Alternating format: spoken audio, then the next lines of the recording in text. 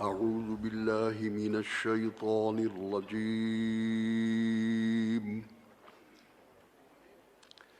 بسم الله الرحمن الرحيم. وأنزلنا إليك الكتاب بالحق مصدقا لما بين يديه من الكتاب ومهيمنا عليه فاحكم بينهم بما أنزل الله ولا تتبع أهواءهم عما جاءك من الحق لكل جعلنا منكم شرعة ومنهاجا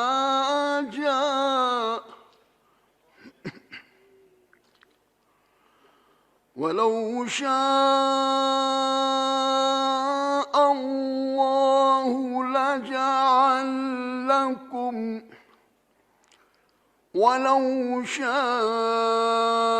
الله لجعلكم أمة واحدة ولكن ليبلوكم فيما آتاكم فاستبقوا الخيرات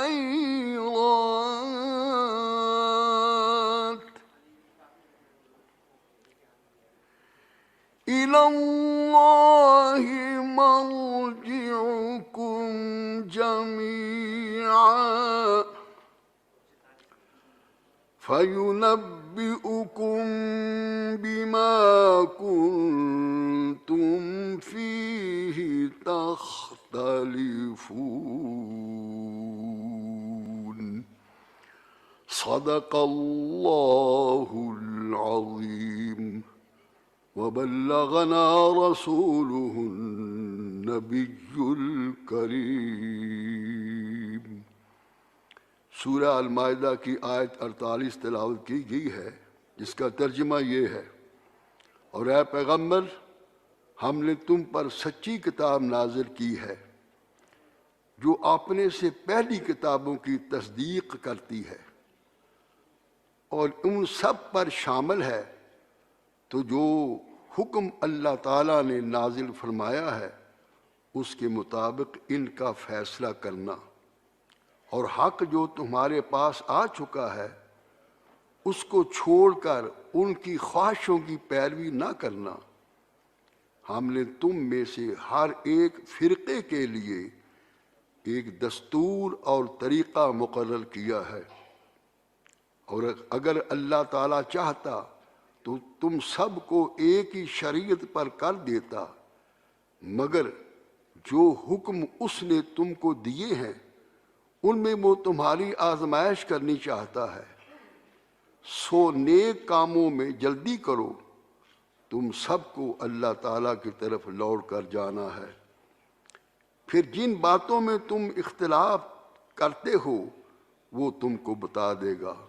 व आखिर दावाना अनिल हम्दुलिल्लाहि रब्बिल आलमीन।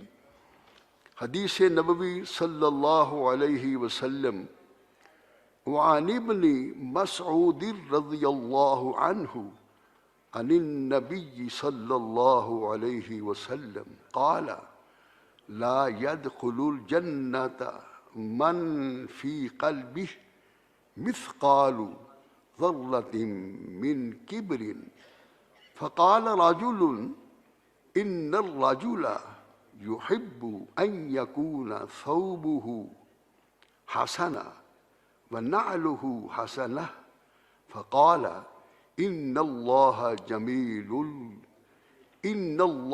جميل يحب الجمال الكبر بطر الحق وغمط الناس۔